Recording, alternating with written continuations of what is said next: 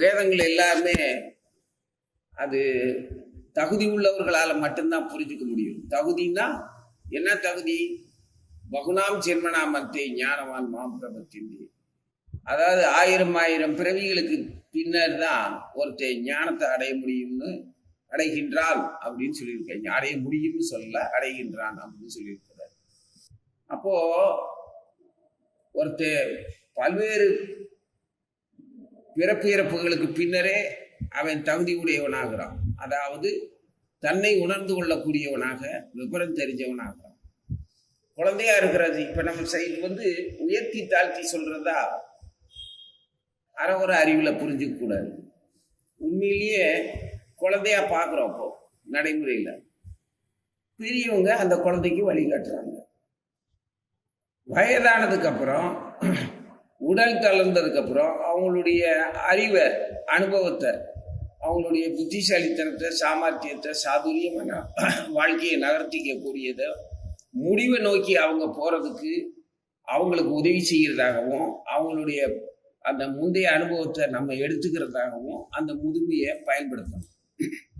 அவங்க உடல் தளர்ந்திருக்கும், ஆனா உள்ளத்துல அவங்களுடைய அந்த வைராக்கியமும், திட வைராக்கியம், நம்பிக்கை, சித்தத்துல ஒரு தெளிவு, வாழ்க்கையை பற்றிய ஒரு சரியான புரிதல், இதெல்லாம் அந்த பெரியவங்க கிட்ட கண்டிப்பா இருக்கும்.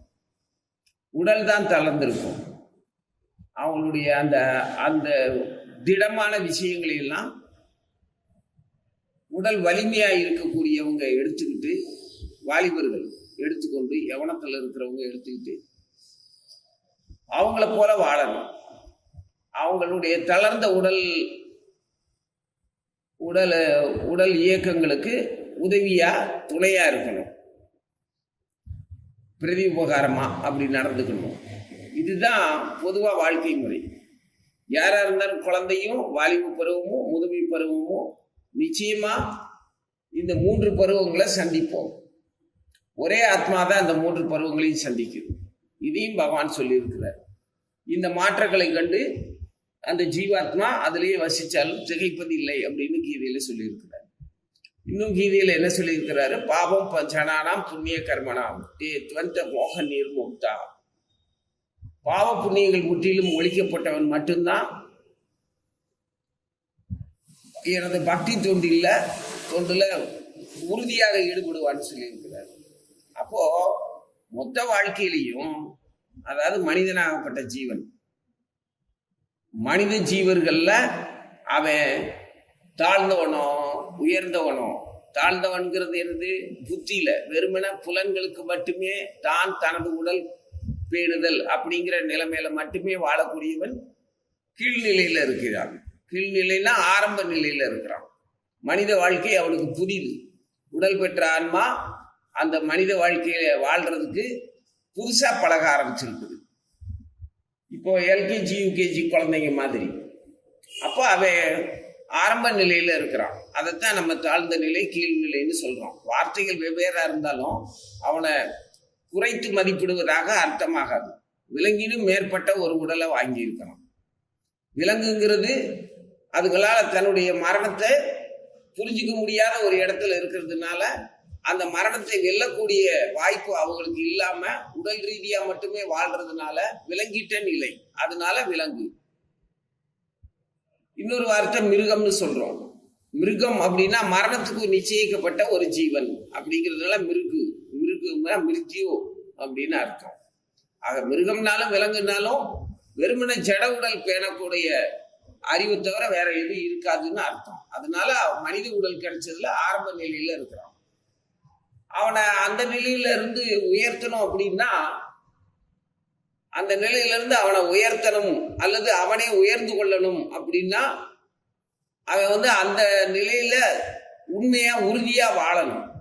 தன்னோட நிலை எதுவோ அதுல அவன் திருத்தமா சரியா வாழ்ந்தாதான் அடுத்த கட்டத்துக்கு வெற்றி பெற்று அடுத்த கட்டத்துக்கு வருவான். முதல் வகுப்புல வெற்றி பெறணும்னா அங்க அவங்க சொல்லி கொடுக்குற எழுத்துக்களையும் அச்சரங்களை உச்சரிக்கிறதையும் தன்னுடைய நினைவாற்றலையும் விருப்பங்களையும் அதாவது படம் வரைய சொல்லுவாங்க, ஆனால் அவனா சொல்லி தருவாங்க. அந்நிய மொழியான ஏபிசிடின்னு அந்த மொழியை சொல்லி தருவாங்க. அப்புறம் கொஞ்சம் விளையாட விடுவாங்க, அப்புறம் சாப்பிட வைப்பாங்க. இதுதான் ஆரம்ப நிலை பாடத்திட்டத்தில் இருக்கும், நீங்க பார்த்துருப்போம். அப்போ அதே மாதிரி மனித வாழ்விலையும் அவன் தன் உடல் பேணுவதற்கு திருத்தமான உடல் பேணுவது, குழந்தைய சாப்பிட வைக்கிற மாதிரி. வீட்டில் என்ன அம்மா ஊட்டணும்பா, ஆனால் ஸ்கூலில் பள்ளிக்கூடத்தில் அவங்களா எடுத்து சாப்பிட்ற நிலைமை வரும். அதை கற்றுக்கணும். முதல்ல தூய்மையாக சிந்தாம சிதறாம எச்ச பண்ணாம அந்த மீதம் வைக்காம கெட்டு போகிற மாதிரி அந்த சாப்பாடை உழப்பிக்கிட்டு கையில் உழப்பி இது மேலே எல்லாம் ஆக்கிக்காம சரியாக சாப்பிட வைக்கிற, அது முதல் கல்வி. அடுத்து அவங்களுடைய நினைவாற்றலையும் ஞாபக சக்தியும் அவங்களுடைய உள்ள கிடக்கைய ஆசைகளை அவனால் முடிஞ்ச அளவுக்கு எப்படி வெளிக்காட்டணுமோ அந்ததுக்கு ஓவியங்களை படங்களை வரைய சொல்லுவாங்க, வர்ணம் தீட்ட சொல்லுவாங்க. அப்போ அதுக்கு என்ன அர்த்தம் அப்படின்னா, அவனுடைய நினைவாற்றலும் அவனுடைய உள்ள கிடக்கையும் அவன் எண்ணப்போக்கையும் வர்ணங்களை பற்றிய அவனுடைய ரசனைகளையும் தெரிவிக்கிறதுக்காக அல்லது அவனை கண்டுபிடிக்கிறதுக்காக அவனை கண்டுபிடிச்சிக்கிறதுக்காக அந்த பயிற்சி கொடுப்பாங்க. அதுக்கடுத்து எழுத்து அட்சரங்கள் வரி வடிவத்தில் இருக்கக்கூடிய எழுத்துக்களை சரியா உச்சரிக்கிறதுக்கும் மழலை மாறாம இருந்தாலும் அந்த எழுத்துக்களை உச்சரிக்கிறதுக்கும் பழகி கொடுப்பாங்க. இந்த 3 விஷயங்கள் ஆரம்ப பாடசாலையில் இருக்கும் குழந்தைகளுக்கு.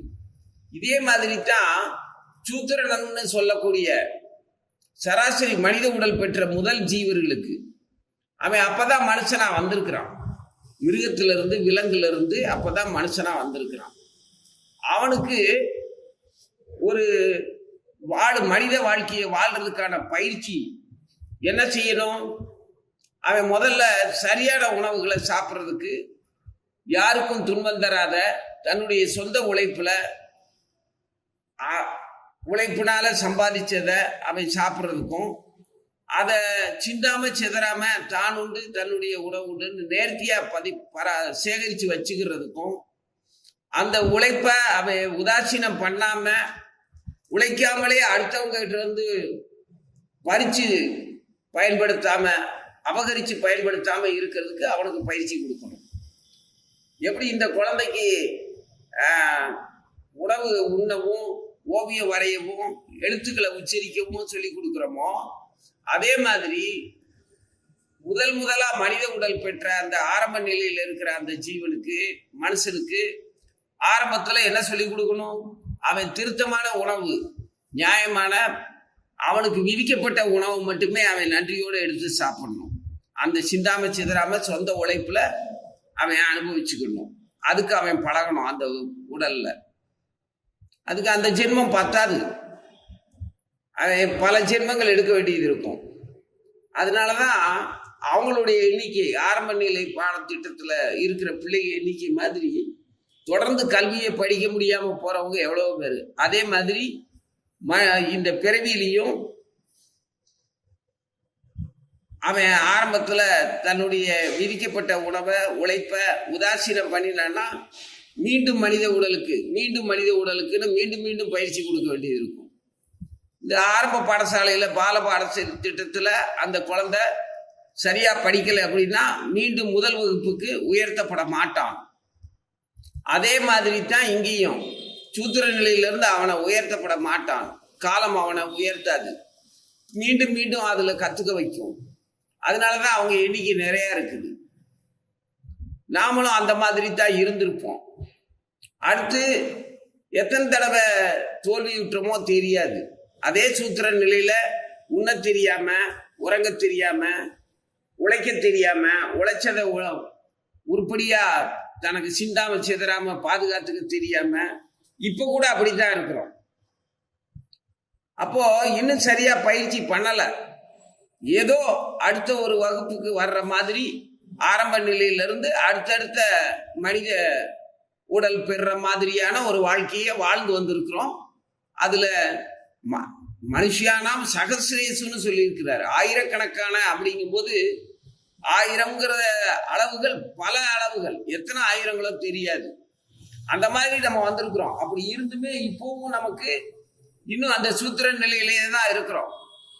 உழைக்கவும் தெரியல, உழைச்சத ஊதாரித்தனம் இல்லாம உருப்படியா சேர்த்து வச்சு அனுபவிக்கவும் தெரியல, உடல் பேணவும் தெரியல, உண்ணவும் தெரியல, பசியும் பட்டினியும் தரித்திரமும், பணம் இருந்தாலும் பட்டினி கிடக்கிற நிலைமையும், பட்டினி கிடந்தாலும் பணத்தை தேடுற ஒரு புத்திசாலித்தனமே இல்லாமலும் இப்படி நிறைய குற்றங்களோட தான் வாழ்ந்துகிட்டு இருக்கோம். சரி, அப்போ உழைக்கவும் தெரியல, பிழைக்கவும் தெரியல, என்ன அப்புறம் எப்படி நமக்கு இந்த உயர்ந்த ஒரு இடம், அதாவது சூத்திர நிலையிலேயே இருந்தாலும் கூட ஒரு உயர்ந்த உன்னத நிலையும் நமக்கு சேர்ந்தே கிடைச்சிருக்கு. அது என்ன அப்படின்னா, இந்த மகாபாரதம், ராமாயணம், நம்மளை விட மூத்தவங்க, பெரியவங்க, உயர்ந்த பண்புள்ளவர்கள், பகவானை பற்றிய விஞ்ஞான அறிவு, மெய்ஞான அறிவெல்லாம் இருக்கிறவர்கள், அவங்களுடைய சிநேகமும் அனுகிரகமும் நமக்கு கிடைச்சி நாமளும் அவங்கள போலயே பேசவும் நினைக்கவும் ஒரு வாழ்க்கை கிடைச்சிருக்கு. இது மட்டும் எப்படி கிடைச்சது? காலம் கைவிடலை. உடலோட வளர்ச்சிக்கு தகுந்த மாதிரி பல்வேறு மரணங்களை நாம சந்திச்சதுனால, பல்வேறு மரணங்கள்னா பல ஜென்மங்களா மரணங்களை மீண்டும் மீண்டும் சந்திச்சு ஜனிச்சதுனால, காலம் கனிவோட இந்த மூத்தவர்களுடைய சகவாசத்தை, ஆச்சாரியர்களுடைய அனுகிரகத்தை நமக்கு அவங்க பார்வையில நம்ம படுற மாதிரியான ஒரு வாய்ப்பு கொடுத்துருக்குது. இந்த மாதிரி எல்லா ஜீவர்களையும் காப்பாற்றுவதற்காகவே உருவானதுதான் வேதங்களை. எல்லாருமே நேரடியா தெரிஞ்சுக்க முடியாதுங்கிறதுனால வேதங்கள் வடிவெடுத்த வாழ்க்கை தான் ராமாயணமும் மகாபாரதம்.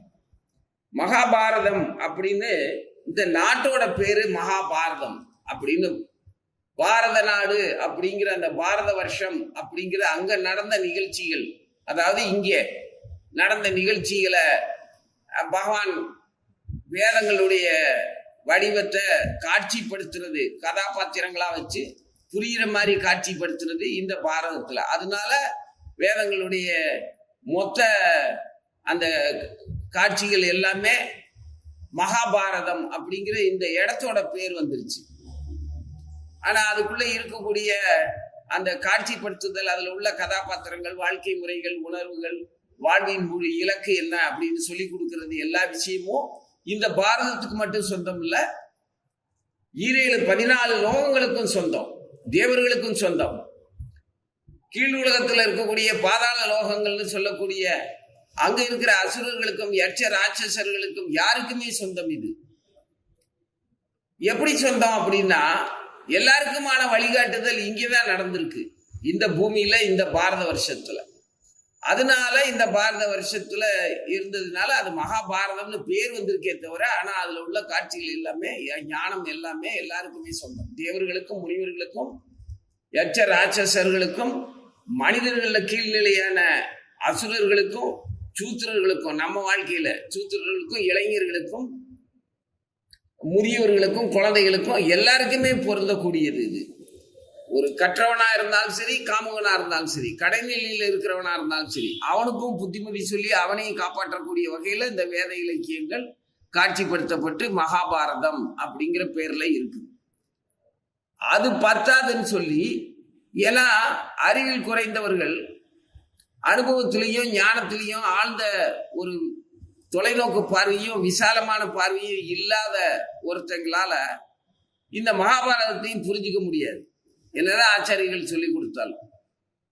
ஆனா அவனுக்கு ஏதோ ஒரு வகையில நமக்கு ஒரு வழிகாட்டி, ஒரு முன்னோடி தேவை அப்படிங்கிறத மட்டும் புரிஞ்சிருப்பான். அவனுக்கு கடவுளுங்கிற அந்த ஒரு விஷயத்தை கற்பித்து கொடுத்து, கடவுள் அவர் உனக்கு முன்னோடியாகவும், முன்னுதாரணமாகவும், வழிகாட்டியாகவும், துணையாகவும், உன்னுடைய விருப்பத்தை நிறைவேற்றுபவராகவும் இருப்பார் அப்படின்னு அவனுக்கு கற்பிச்சு கொடுத்துருப்பாங்க.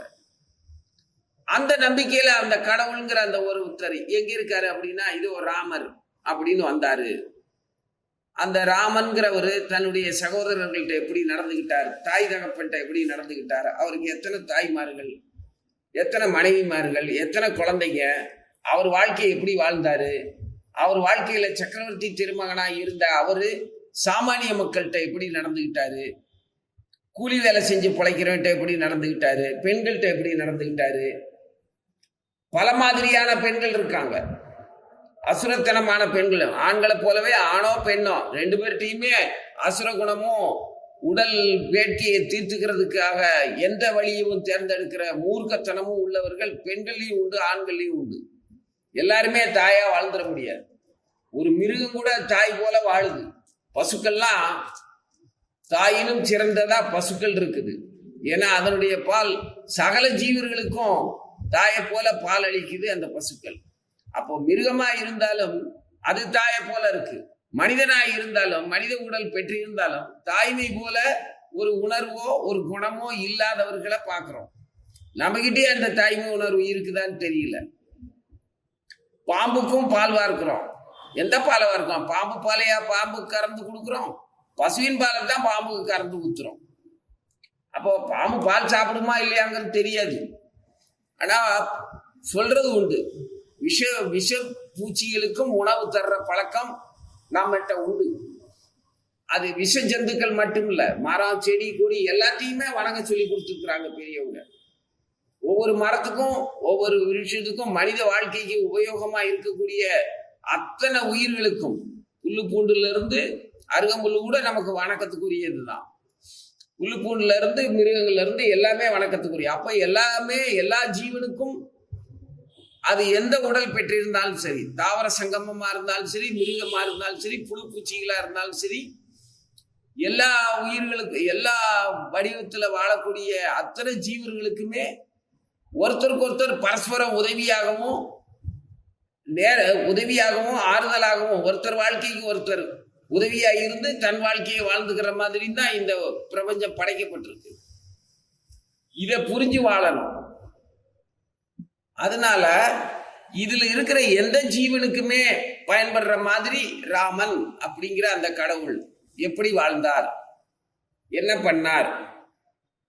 அங்க தர்பை புல்லுல படுத்திருந்த தர்பாசனம் இப்பவும் திருப்புல்லானிங்கிற இடத்துல நம்ம கோவிலா பார்க்கிறோம். அந்த மாதிரி அவர் சயனம் பண்ணின இடம், வாழ்ந்த இடம் பூரா இன்னைக்கு இருக்குது. அப்போ ஒரு பாமரனா இருக்கிற மனிதன்ல இருந்து பண்டிதனா இருக்கிறவன் வரைக்கும், பரதேசியா இருக்கிறவன்ல இருந்து பாராளும் மன்னனா இருக்கிற வரைக்கும், யாரா இருந்தாலும் மனித உடல் பெற்ற ஆன்மா மனிதனாகப்பட்டவன் எப்படி வாழணும்னு காட்டினதுதான் இந்த ராமனுடைய வாழ்க்கை வரலாறு. கடவுள் ராமனாக அவதரித்தது அதான் ராமாயணம் அப்படின்னு வந்திருக்கு. இது மாதிரி தான் நாம வாழணும். அது எப்படி அவர் தெய்வம், அவரோட அளவுக்கு நம்மளை ஒப்பிட்டுக்கிறது அகங்காரம் இல்லையா, அதிக பிரசங்கித்தனம் இல்லையா அப்படின்னா அப்படிலாம் ஒன்றும் கிடையாது. ஏன் சின்ன குழந்தை அப்பாவை பார்த்து நானும் உன்ன மாதிரி தான்ப்பான்னு சொல்றதுல என்ன பெரிய அகங்காரத்தையும் ஆணவத்தையும் கண்டுட்டோம்? பாசம் தானே, பிரியம் தானே. அந்த அப்பா தன் குழந்தை தன்னை விட பெரியவனாகவும் தன்னை பாதுகாப்பேன்னு அந்த குழந்தை சொல்லிச்சுன்னா அப்பா பெருமைப்படுவாரா, கோபப்படுவாரா? என்ன நீ காப்பாத்துறியா அப்படின்னு கோபப்படுவாரா? அதே மாதிரி தான் பகவானே நான் உன்னை நல்லா பார்த்துக்கிறேன் அப்படின்னு. அப்புறம் அதே பகவான் கிட்ட தனக்கு உதவி செய்ய சொல்லி கெஞ்சிறது, அழுகிறது, முரண்டு பிடிக்கிறது. அப்ப அவரு என்ன பார்த்துக்குவேன்னு பெரிய விஞ்ஞானி மாதிரி பெரிய ஞானி மாதிரி பேசுன, இப்போ உனக்கு உதவி கேட்டு என்கிட்ட அழுகிற, உன்னுடைய தவறான நடத்தையினால ஒரு துன்பத்துக்கு ஆளாயிட்டு இப்போ வந்து என்கிட்ட அழுதுகிட்டு இருக்க அப்படின்னு எல்லாம் பகவான் கேட்க மாட்டாரு.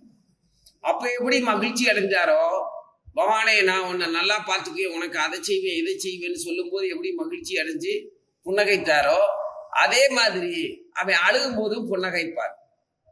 என்னடா இப்படி முட்டாள்தனமா ஏதோ ஒன்றை செஞ்சுட்டு அறியாமையில துன்பத்துக்கு ஆளாயிட்டு உற்றார் உறவினர்களை இழந்து, சொந்த பந்தத்தை இழந்து, மான மரியாதை இழந்து, பொருளை இழந்து, உழைப்பை இழந்து, உடல் ஆரோக்கியத்தை இழந்து, இப்படி நோய்வாய்ப்பட்டு இப்படி வந்து என்கிட்ட கெஞ்சி அழுதுகிட்டு இருக்கியே, ஆரம்பத்துல இருந்து இது எல்லாத்தையுமே இவ்வளவு தூரம் வளர வச்சுட்டியேடாம் அவனே, ஏன்டா இவ்வளவு பெரிய புறையோடி போற அளவுக்கு மனதையும் உடலையும் புலனையும் இப்படி ஆளாக்கிட்ட அப்படின்னு சொல்லி சிரிப்பாரு. ஏன் சிரிக்கிறாரு? நம்ம வேதனையை பார்த்தா. நம்ம இளக்காரமாலாம் சிரிக்கல. இப்படி எல்லாம் வாழ தகுந்தவன் இல்லையே நீ, எதுக்கு இந்த மாதிரியான ஒரு வேஷத்தை போட்டேன்னு முதல்ல அடிப்பாரு. நான் வேஷம் போட்டேனா? யோ, ஒரே அடி போய் புண்ணாகி நானே நொந்து போய் கிடக்குறேன், நொந்து போன வேஷத்தை நானா வாங்கிக்கிட்டேன்னு சொல்ற? உண்மையிலேயே இந்த மாதிரி வாழ தகுதி இல்லாதவன்டா நீ என் புள்ள, சக்கரவர்த்தி திருமகனுடைய புள்ள. இந்த நாடு புலன்கள் 33 கோடி தேவர்களும் உன்னுடைய கிரகாதிபதிகளும் உன்னை சுத்தி இருக்கக்கூடிய புழு பூச்சியில இருந்து புல்லு பூண்டுல இருந்து முள்ளு செடி வரைக்கும் உனக்கு உபயோகப்படுத்துறதுக்காக தான்டா இருக்குது. எல்லாமே உனக்கு அடிமைடா. நீ ஏன்டா ரோகியா வாழ்ற? உன்னுடைய முட்டாள்தனத்தினால தான்டா மனதையும் உடலையும் ரோகம் பண்ணிக்கிட்டு இருக்கிற. போகத்தையும் தெரியல, ரோகத்தையும் தெரியாம இப்படி வாழ்ந்துருக்கிற. அப்ப இது நீயா எடுத்து போட்டுக்கிட்ட வேஷம் தானே. உன்னை நான் அப்படி அனுப்பலையே, படைக்கலையே. நீ தூய்மையான என்னுடைய பரமாத்மா, என்னுடைய ஆத்மாடா, என்னுடைய அங்கம் நீ அப்படின்னு சொல்லும் போது நமக்கு அவருடைய பரிவும் அவருடைய பரிகாசமும் சுளீர்னு உரைக்கும். அப்படி உரைக்கணும்னா பகவான் மேல பாசம் வேணும். பகவான் மேல பாசம் வேணும்னா அந்த பகவான்கிற அந்த ஸ்ரீ ராமச்சந்திர சக்கரவர்த்தி திருமகன் ராமச்சந்திர மூர்த்தி, அப்படியே அந்த கடவுள் நமக்காக, மனித குலத்துக்காக, தேவகுலத்துக்காக, அசுர குலத்துக்காக, எல்லா ஜீவர்களுடைய வாழ்க்கைக்காக, பிரபஞ்ச ஜட ஆன்மீக உலகங்களின் மூலம் நானேங்கிறாரு கிருஷ்ணர். அப்ப அந்த ஜட ஆன்மீக உலகங்களின் இயற்கைக்காக, அதனுடைய இயக்கத்துக்காக, அதுல வாழ்ற உயிர்களுக்காக, எல்லா இலக்கணத்துக்காகவும் பகவான் அந்த வேதங்களுடைய வடிவமா, அந்த சூத்திரத்தினுடைய வடிவமா வந்து வாழ்ந்து காட்டினதை நம்பணும். இந்த விளக்கத்தெல்லாம் சொல்லித்தர்றதுக்கு நமக்கு முன்னோனும் வழிகாட்டியுமான, முன் அனுபவம் உள்ளவனான, பல்வேறு ஜென்மங்கள் மனித உடல் பெற்று பெற்று பெற்று பகவானுடைய அனுக்கிரகத்தை பெற்று தன் மனித வாழ்க்கையினுடைய புனிதத்தையும் அதனுடைய மகத்துவையும் தெரிஞ்ச ஒருத்தை நமக்கு பக்கத்துல இருந்து வழிகாட்டினா உடனே நம்பி அவனை சரணடைஞ்சு அவன் சொல் பேச்சு கேட்டு அவனை கேள்வி கேட்கலாம். கேள்வி கேட்கறதுனா தன்னுடைய வாழ்வுக்கு தேவையான வசதிகளுக்காக கேள்வி கேட்கலாம். அதுக்கு பதிலா கேள்வி கேளுன்னு சொன்ன உடனே நீ ஏன் இப்படி இருக்க, ஏன் அப்படி இருந்திருக்கலாம்ல, எப்படி இருந்திருக்கலாம்லன்னு அவன்கிட்ட அந்த கேள்வி கேட்கக்கூடாது. அப்படி கேட்கறவன் வழங்க மாட்டான். அவனுக்கே புத்தி சொல்றவே. அந்த மாதிரி ஆணவம் இல்லாம பணிவோட இருக்கணும். இருந்து கேள்வி கேட்டா அவனுக்கு பிரபஞ்சம் புரியும். அதான் ராமாயணம். ராமச்சந்திரமூர்த்தியினுடைய பூரண கடாட்சம் அவனுக்கு கிடைக்கும். இப்ப இந்த ராமாயணம் அப்படிங்கிற அந்த பகவானுடைய வாழ்க்கைக்குள்ள ஆரம்ப கட்டம் குழந்தை பருவம் அப்படிங்கிறது மனிதர்களுக்கு தேவையான பால்ய பருவம். அப்புறம் யவன பருவம், அதுக்கப்புறம் அவர் மனமுடித்து வாழ்றாரு வாலிபமா. அதுக்கப்புறம் முதிர்ந்த நிலையில தன்னுடைய தகப்பனுக்கு உதவியாக, தகப்பனுடைய தர்மத்தை காப்பாற்றுவதற்காக, ஒரு மகனுடைய முதல் கடமை தகப்பனுடைய தர்மத்தை காப்பாற்றுவது. அதைத்தான் ஆரம்பத்துல சொன்னேன். வயதானவர்களுடைய அனுபவ அறிவை வாங்கிக்கிட்டு தளர்ந்த உடல்ல அவங்களுக்கு உதவி செய்யணும். அந்த மாதிரி பகவானுடைய வாழ்க்கையிலையும் அவருடைய தகப்பனாக இருந்த அந்த புனிதமான அவருடைய வாக்கை காப்பாற்றுவதற்கு, அவருடைய தர்மத்தை காப்பாற்றுவதற்கு தான் எந்த ஒரு ஐஸ்வர்யத்தையும், அதாவது ஜட ஐஸ்வர்யத்தை துச்சமென மதித்து விலகி போற அந்த ஒரு தியாக உணர்வு, அதுல வீரமும், தியாகத்துல வீரமும், அன்பும், பணிவும், கட்டுப்பாடும், சுய கட்டுப்பாடும் இருக்கிறதா நிரூபிச்சு காட்டுறாரு. வனவாசம் போகலைன்னா ராமாயணமே இல்லை. ராஜ்யத்தை பட்டாபிஷேகம் ஆளக்கூடிய ஒரு சக்கரவர்த்தி திருமகனா ஆரம்பிச்சுட்டு அந்த ராஜ்யத்தை விட்டுட்டு நீ வனத்துல போய் எந்த ஒரு அரச போகங்களையும், எல்லா போகங்களையும் விட்டுட்டு உண்ணுதல், உடுத்துதல், உறங்குதல் வரைக்கும் ஒரு எளியவனாக நீ வாழ்ந்து காட்டு, ஒரு சாது சன்னியாசியா வாழ்ந்து காட்டு, வனத்துக்கு போ அப்படின்னு சொன்ன உடனே அப்பாவுடைய சொல்ல தட்டாம வனத்துக்கு போனார். அதுலயே ராமாயணத்துல முதல்ல வர்றதே தகப்பனுடைய தர்மத்தை காப்பாற்றுவது, தந்தை சொல் மிக்க மந்திரம் இல்லை அப்படிங்கிற அந்த ஒரு இது நமக்கு பலருக்கு சொல்லலாம். இன்னைக்கு கலியுகத்துல ஒரு சாபம் என்ன அப்படின்னா, எந்த தகப்பனும் தன்னுடைய பிள்ளைகளுக்கு தசரதனை போல பாசமும் நல்ல தெய்வாம்சத்தையும் தரக்கூடிய தகப்பன்கள் இல்லை. ஏன்னா தசரதன் நேரடியா அவனுடைய விருப்பப்படி அவன் பிள்ளையை பெற்றுக்கொள்ளல. யாக யஜ்யங்கள் மூலமா தெய்வத்திலிருந்து அக்னி சாட்சியா அக்னி கிட்ட இருந்து பஞ்சாக்னியில இருந்து அவன் பாயசம் வாங்கி தன் மனைவிகளுக்கு பிரசாதமா கொடுத்து அது மூலமா பிறந்த குழந்தைங்க தான் அவனுக்கு. அந்த மாதிரி யாரும் தனக்கு ஒரு மகப்பெயர் வேணும் அப்படின்னு தெய்வங்கள்ட்ட முறையிட்டு தன்னுடைய வாழ்க்கையில வீரமாகவும் தீரமாகவும் நேர்மையாகவும் ஒழுக்கமாகவும் யாரும் மகப்பேருக்கு யாகத்தின் மூலமா தன்னுடைய வாழ்க்கையவே வேள்வி மாதிரி ஆக்கிக்கிட்டு எவனும் பிள்ளைய பெற்றுக்கல. முதல்ல அந்த தகுதி உள்ள தகப்பன் நமக்கு கிடைக்கணும்.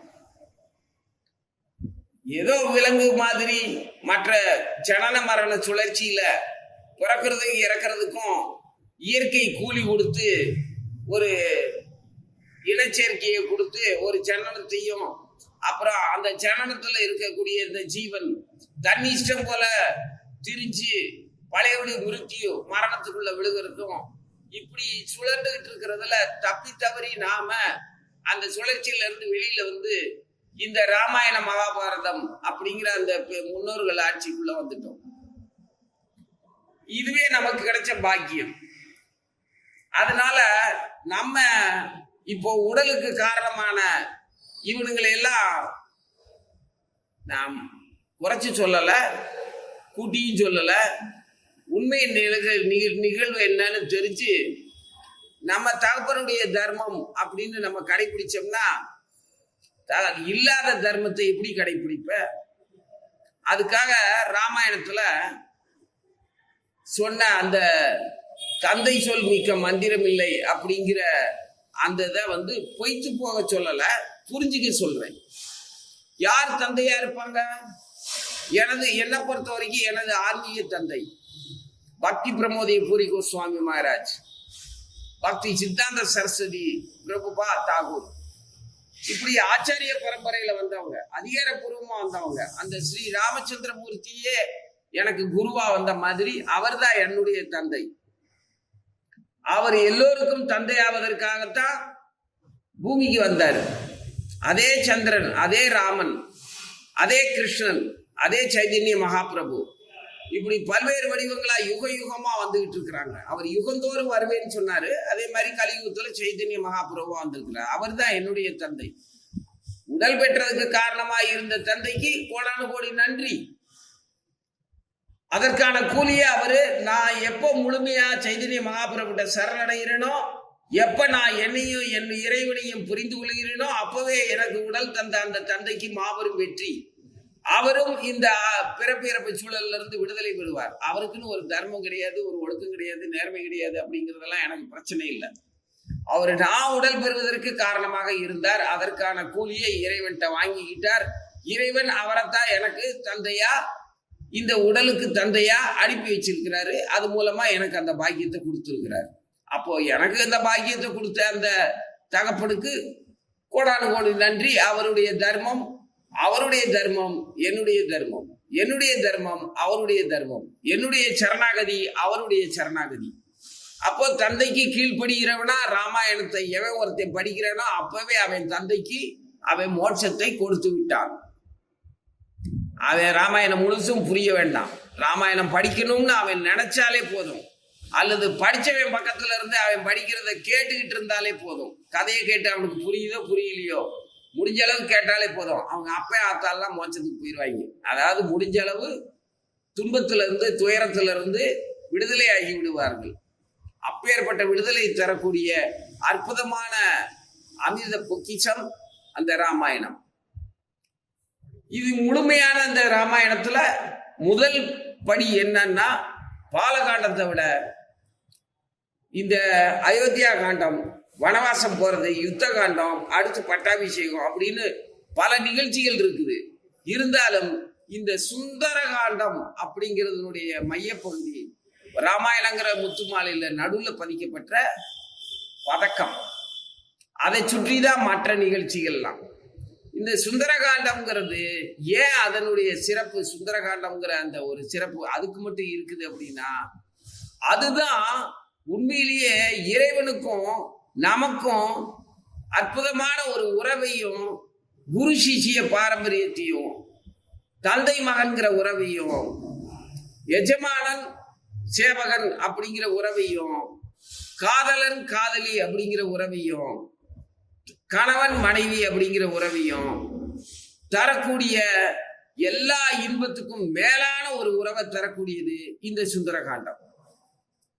ஏன் எஜமானனும் சேவகனுமா இருந்தா அது ஒரு சுகமான சுகம், காதலனும் காதலியுமா இருந்தா அது ஒரு சுகமான சுகம், அப்பாவும் மகனுமா இருந்தா அது ஒரு வகையான சுகம், ஆசிரியனும் மாணவனுமா இருந்தா அது ஒரு சுகையான சுகம். இது எல்லாத்தையும் விட இதெல்லாம் கடந்து எம்பெருமானே ஏ ராமா அப்படிங்கிறதுல உயிர் உருகணும், உள்ளம் உடல் புலன்கள் எல்லாமே அப்படியே அர்ப்பணிச்சிடணும். என்னையே நான் உனக்கு தந்தேன், இனி என்னால் ஆவது ஒன்றும் இல்லை அப்படின்னு சரணடைகிற அளவுக்கு ஒரு தூய்மை நம்ம உள்ளத்துல ஒரு உணர்ச்சி பிரவாகம் பொங்குச்சு அப்படின்னா அது இரண்டரை கலத்தல் அப்படிங்கிற அந்த அடையாளத்தை அழிச்சுக்கிறது இல்லை. நான் நானாவே இருப்பேன், பகவான் பகவானாவே இருப்பான். அவனுடைய விபுங்கிற அளவுக்கு ஈடாக மாட்டோம் அணு ஆத்மாவான நாம. ஆனா அந்த அணு ஆத்மாவுக்கு அந்த பரமாத்மாவனுடைய பூரண ஆனந்த பிரவாகம் இந்த அணு ஆத்மாக்குள்ள நிறையும். அதை நம்ம அனுபவிக்கலாம். இந்த சுகத்துக்கு எந்த உதாரணத்தையும் உறவுகளையும் சொல்ல முடியாது.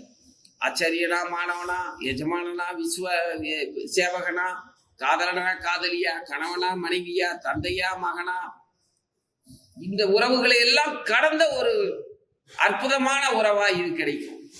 அதுதான் முதல்ல ராமாயணத்துல கிடைக்கிறது. அந்த ராமாயணத்துல கிடைக்கிறதுல இந்த சுந்தரகாண்டத்துல தான் இந்த நிகழ்ச்சி நடக்குது.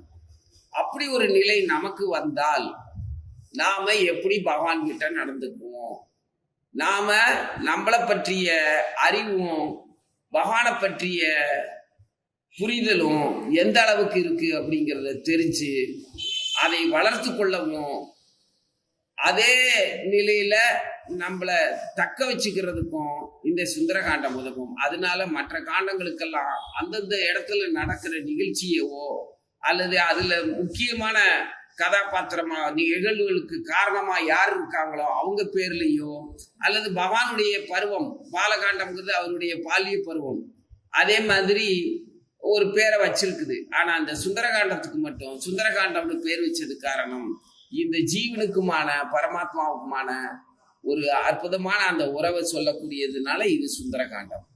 இதை விட ஏன்னா பகவானுடைய நோக்கமே ஜீவர்களை தன்னிலை உணர வச்சு தன்னையும் உணர வச்சு இரண்டரை தூய்மையா ஜீவர்களை வாழ வைக்கிறதுக்காகவே அவருடைய பிரயத்தனப்பட்டதனுடைய பூரண முழுமையான அந்த ஆற்றல் எல்லாம் இந்த சுந்தரகாண்டத்துல இருக்கு. அதனால இது மிகவும் அழகிய பகுதி. அழகிய பகுதினா ராமாயணத்துல அற்புதமான பகுதி. இது வார்த்தையால் எல்லாம் விவரிக்க முடியாது, அனுபவிச்சு பார்த்தா தெரியும். ஓம் நமோ பகவதே வாசுதேவாய. அடுத்த சுந்தரகாண்டத்துல நிகழ்ச்சிகளுக்குள்ள தொடருவோம்.